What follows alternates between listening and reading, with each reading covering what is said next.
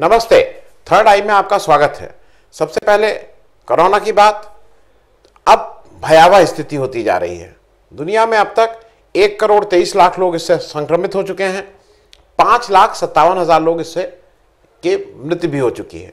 और कल का दिन अब इसने रफ्तार पकड़ ली। जो पहले था ना कि प्लेटो हो रहा, प्लेटो नहीं, दुनिया में 2,23,000 लोग एक दिन में इससे संक्रमित हुए हैं। इंडिया में अभी हम लोग 7,95,605, गोइंग टू टच 8 लाख। और जो कल संक्रमित हुए थे वो 25,790, मतलब अब ये धीरे धीरे और पीक करता जा रहा है। डेथ कल हुई थी 479। टोटल डेथ अभी तक 21,632। Active cases 2,77,925।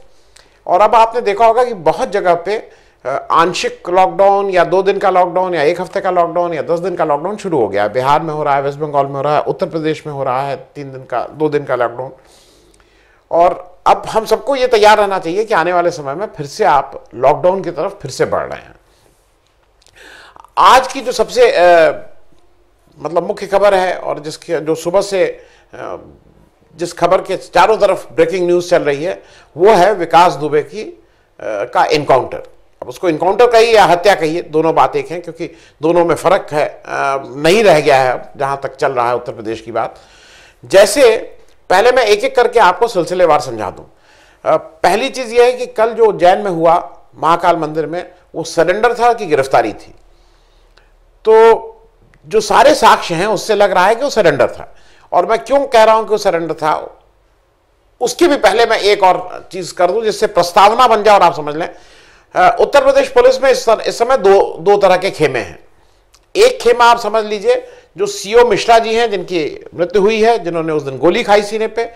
वो मिश्रा जी वो लोग हैं जो पुलिस में सारी कुछ चीजें ठीक रहे, पुलिस अपने काम करे उस हिसाब से हैं।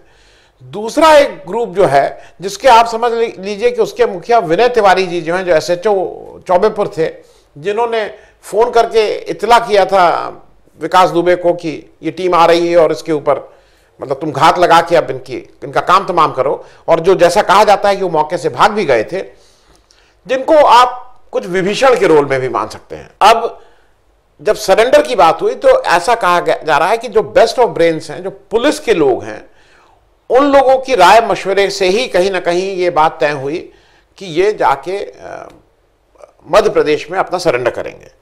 अच्छा, अब संयोग आप देखिए कि क्या क्या क्या क्या होता जा रहा है।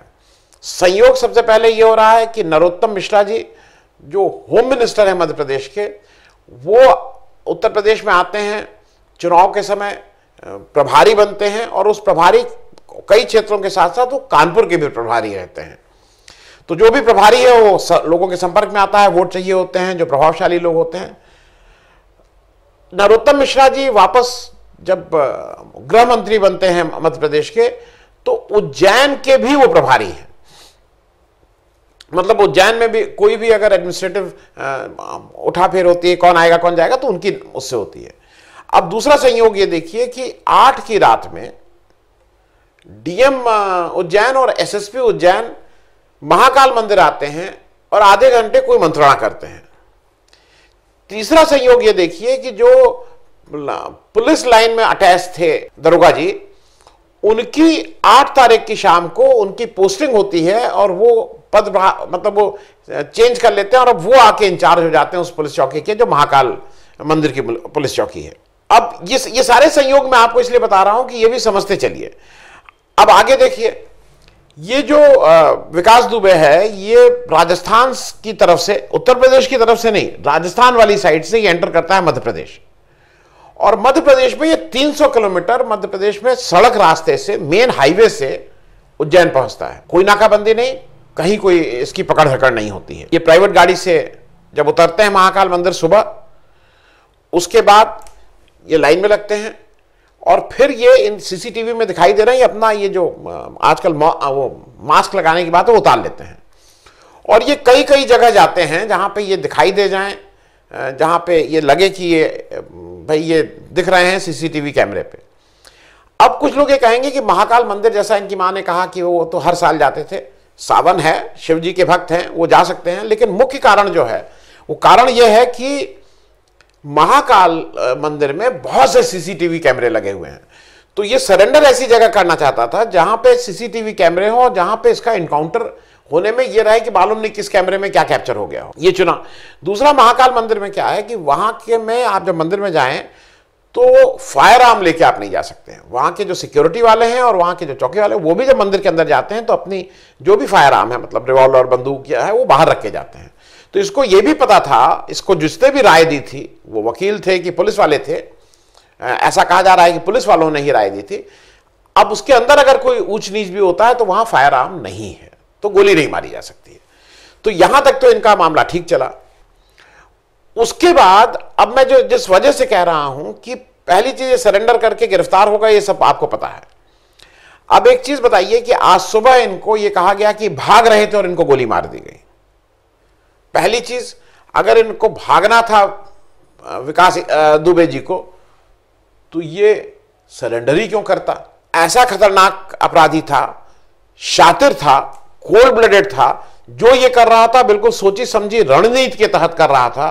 तो ये जब महाकाल भी गया है तो सोची समझी रणनीति। दूसरा, एक बहुत बेसिक क्वेश्चन होता है जो पुलिस वाले पूछते हैं, अगर आप इंश्योरेंस करा लीजिए तो इंश्योरेंस वाले पूछते हैं, अगर किसी की जल्दी मृत्यु हो जाए, कि इस एनकाउंटर से फायदा किसका हो रहा है? क्योंकि यह प्रश्न इंपॉर्टेंट है कि इस एनकाउंटर से फायदा किसका हो रहा है। अगर सामने सामने देखिए तो इस एनकाउंटर से फायदा, अगर मिश्रा जी एक उन पुलिस वालों के प्रतीक के रूप में खड़े हैं जो अपनी जान लगाने को तैयार हैं, और अगर विनय तिवारी जी उन पुलिस वालों के रूप में खड़े हैं जो विभीषण का जिन्होंने रोल किया, तो चीजें और स्पष्ट हो जाएंगी। चीजें क्यों स्पष्ट हो जाएंगी? क्योंकि ये जब आप रेट्रोस्पेक्ट में देखिए तो ये बिल्कुल साफ साफ है कि यहां से जब पुलिस टीम गई थी तो इस निर्देश के साथ गई थी कि इनको गोली मार देनी है, इनका इनकाउंटर हो जाना है। क्यों? जहाज से पूरी टीम, एसटीएफ की पूरी टीम जाती है उज्जैन। वापसी में जहाज से सबसे सेफली आप ले आ सकते थे, एक ही सीट की तो बात थी, मतलब वो जो भी जहाज रहा हो, मालूम नहीं उसमें एसटीएफ की टीम गई थी तो 2 लोग तो गए नहीं होंगे, 10-15 लोग गए होंगे, तो उसमें एक इनको बिठा के ले आते, एक को कम कर देते। दूसरा, ये रात में आप क्यों चले? रात में हर तरह की दिक्कतें हैं, आपके लिए भी दिक्कत है, आप दिन में क्यों नहीं चले? तीसरा, आप 5 लोगों को अब तक मार चुके हैं और सेम स्टोरी कह के इसी के आसपास की कि वो पिस्तौल छीन के भाग गया। आपने हथकड़ी क्यों नहीं लगा दी?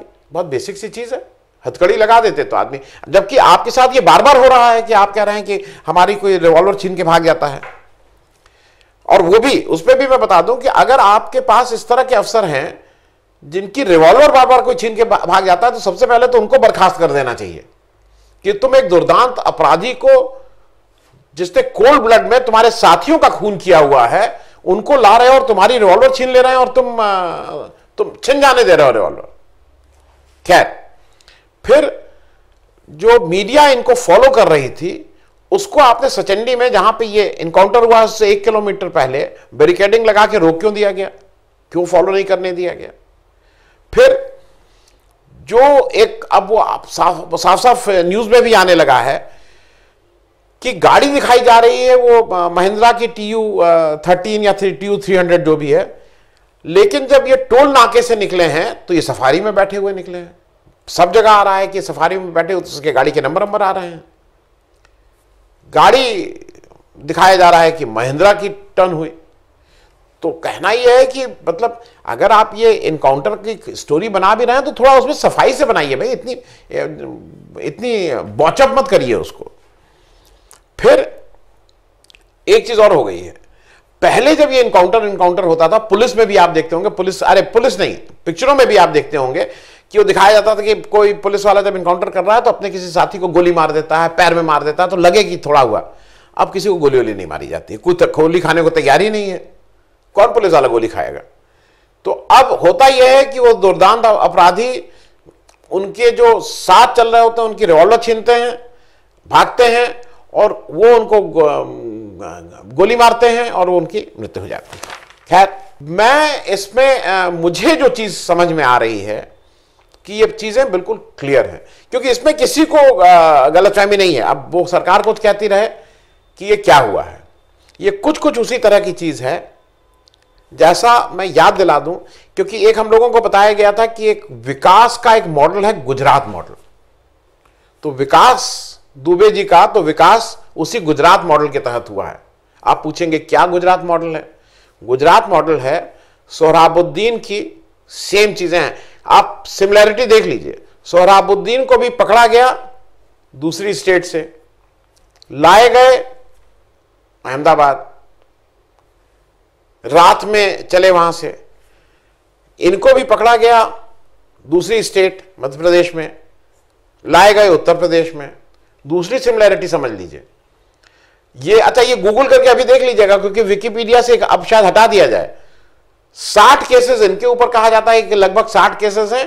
सोहराबुद्दीन के ऊपर भी 60 केसेस लगे हुए थे। दो समानताएं। तीसरी समानता समझ लीजिए, जब सोहराबुद्दीन केस फाइनल हुआ था और सीबीआई उसमें लग गई थी, तो गुजरात के जो होम मिनिस्टर थे उनका नाम तो आया ही था। राजस्थान के होम मिनिस्टर उस समय भाजपा के जो कठारिया जी थे, उनका नाम भी आ गया था। सिमिलैरिटी देखते चलिएगा। यहां पे जैसे दूसरी स्टेट के उनके नरोत्तम मिश्रा जी का आ रहा है ना कि मतलब उनका कोई कहीं ना कहीं से कुछ इन्वॉल्वमेंट इस तरह का कहा जा रहा है कि भाई उनकी शह के बिना इस तरह से नहीं हो पाता। वहां पे भी एक दूसरे राजस्थान वाले का आ गया था, क्योंकि तुलसीराम सोहराबुद्दीन के दूसरे साथी थे तुलसीराम प्रजापति, उनका भी इनकाउंटर किया गया 1 साल बाद। याद करने के लिए बता दूं कि सोहराबुद्दीन केस में क्या हुआ था। सोहराबुद्दीन का इनकाउंटर किया गया, उसकी बीबी कौसर भी, जिसका इससे कोई लेना देना नहीं था, उसको पकड़ा गया। उसके बाद वो गायब हो गई। सुप्रीम कोर्ट ने हलफनामा दिया गुजरात सरकार ने कि उनकी मृत्यु हो गई, और वो सब ऑन रिकॉर्ड है। आप लोग गूगल कर लीजिए। कौसर बी का पहले रेप करती है गुजरात पुलिस, और फिर उनको जला के मार दिया जाता है, और उनके जो अस्थियां हैं वो मतलब वो केस है सबके सामने। सोहराबुद्दीन फिर उसके बाद तुलसीराम प्रजापति 1 साल बाद मारे जाते हैं, क्योंकि वो कहीं ना मुंह खोल दें। वो सारा केस में 38 लोग नामजद हुए थे। 38 लोग, 2 मंत्री भी थे, एक गुजरात के गृह मंत्री और एक राजस्थान के गृह मंत्री। उसी में उन गृह मंत्री जी को इस्तीफा देके सुप्रीम कोर्ट ने कहा था कि आप गुजरात नहीं जा सकते, और तभी से उनका नाम तड़ी पार पड़ गया था। क्या हुआ? मुकदमा चला, मुकदमा शिफ्ट हुआ बंबई, नई सरकार आई, और 38 लोग बरी हो गए। किसी को छोटी मोटी हुई, लेकिन मुख्य रूप से सारे लोग बरी हो गए। कहना सिर्फ ये चाह रहा हूं कि इस विकास दुबे के केस में भी चूंकि इनकाउंटर हो गया है, तो अब मुझे नहीं लगता है कि इसमें कुछ आगे मामला बढ़ेगा। किसी का नाम नहीं आएगा। अब सब लोग पाक साफ हैं। अच्छा, एक चीज और जान लीजिए, ये पुराना हुआ है। विभीषण को, जो पुलिस का विभीषण है, विभीषण को आज से नहीं, शाश्वत है। हमारे यहां भी है। विभीषण को हरदम राज सत्ता उसको सपोर्ट करती आई है। विभीषण को कभी भी सजा नहीं मिलती है। विभीषण को तो राज सत्ता सपोर्ट करती है। तो यहां पे भी जो विभीषण है वो आज चैन की नींद सोएंगे कि अब उनका कोई आगे मामला खुलेगा नहीं। सिर्फ एक चीज के साथ अब क्या शुरू होगा, नहीं, अब मैं 2-3 बातें बता दूं कि इसके फॉलोआउट क्या होंगे। पहली चीज, जिसने ये इनकाउंटर किया है, जिसने इस इनकाउंटर में इन्वॉल्व हुआ है, वो आने वाले समय में जो भी सत्ता में रहेगा उसके इशारों पे उसको काम करना होगा। क्योंकि एक मॉडल फिर गुजरात मॉडल है। संजीव भट्ट थे, बहुत साल तक सरकार के इशारों पे काम किए। जिस दिन मना किया उस दिन पुराना एक केस कस्टोडियल डेथ का, जिसमें कई पुलिस वाले थे, उठा के वो कर दिया। आईपीएस अफसर थे, 23 साल की नौकरी के बाद उनको आज जेल की हवा खा रहे हैं, आजीवन कारावास, संजीव भट्ट। तो यहां पे अब जो भी इस एनकाउंटर में इन्वॉल्व हुआ है वो सत्ता के अगेंस्ट, मतलब सत्ता के सामने, चाहे वो सच हो या झूठ हो, वो खड़ा नहीं हो पाएगा। दूसरी, मेरे हिसाब से पुलिस अब ज्यादा दुर्दांत हो जाएगी, क्योंकि जब आपने पुलिस को यह हक दे दिया है, और एक जनरल जनमानस भी यह है कि नहीं बिल्कुल होना चाहिए था, इसमें कहीं कोई दो राय नहीं है कि विकास दुबे को जल्दी से जल्दी कड़ी से कड़ी सजा मृत्युदंड के रूप में उसको मिलनी चाहिए थी।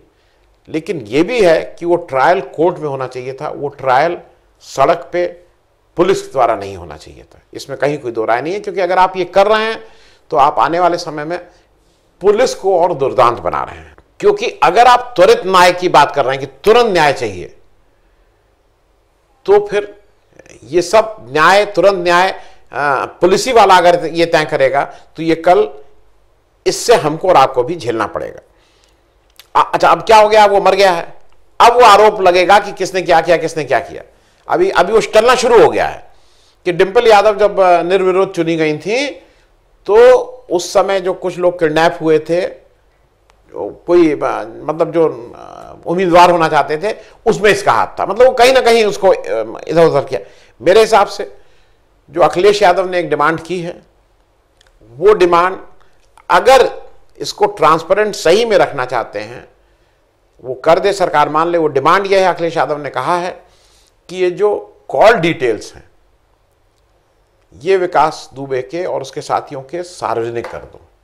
पिछले 3 साल के कॉल डिटेल्स विकास दुबे और जिसके जिसके साथ, उनकी मंत्रियों के साथ या अधिकारियों के साथ फोटो छपी है उनके या उनके साथियों की, कॉल डिटेल सार्वजनिक कर दीजिए। क्या दिक्कत है? सबको पता रहना चाहिए कि ऐसे अपराधी का किसके पास कितनी बार फोन जाता था और आता था। सोहराबुद्दीन केस में भी इस तरह की कॉल डिटेल्स निकाली गई थी और बहुत स्पष्ट हुआ था कि कौन कितनी बार किससे बात कर रहा है। लेकिन मुझे नहीं लगता है कि, जैसे मैंने पहले भी शो में कहा था कि विकास दुबे का मर जाना ही, उसका इनकाउंटर ही होना में सारी सत्ता के लिए यही कन्वीनियंट वे है। तो इसलिए इसमें कुछ नहीं होगा। अपोजिशन वाले भी कुछ इसमें ज़्यादा बोलेंगे नहीं, क्योंकि कहीं ना कहीं उन्होंने भी अपने समय में इस तरह के काम करवाए थे। तो ले दे के अब मामला ये हो गया कि विकास दुबे की हत्या का इनकाउंटर हो गया है। मामला अब फॉर ऑल प्रैक्टिकल पर्पसेस बंद हो गया है। धन्यवाद।